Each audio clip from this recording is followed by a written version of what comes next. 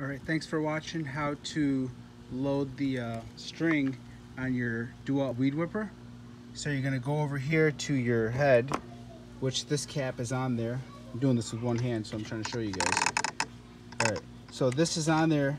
When that's on there right there, you just push these little push button things in and then it will unclip. So you got two sides. So squeeze that and pop it up. Once you got that up, they made this really easy if you do this. This is the best trick right here. There's two holes over here. Let me try to go in here if I can show you guys. I lined mine up. So what you want to do is line up this hole with the other side right here, this hole, and then there's two holes inside of here.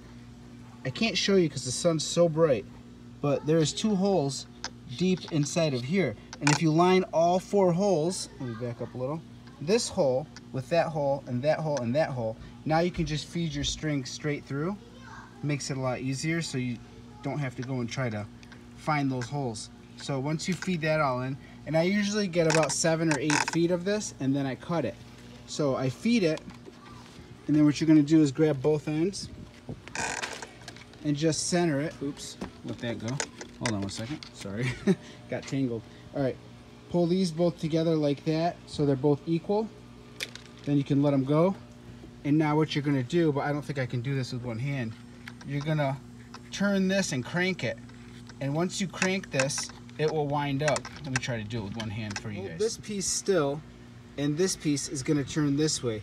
They've left some little notches for you, but it really does hurt your hand doing it this way. I don't know why the heck they made it a little bit tough, but if I got two hands, I can do it. So this is gonna spin counterclockwise, and this one's going to hold in place or turn it the opposite way, and it will then reel this together. So I'm going to start reeling it and show you guys what happens. Do that with one hand, but all I'm doing, like I said, turning this way and holding this one still.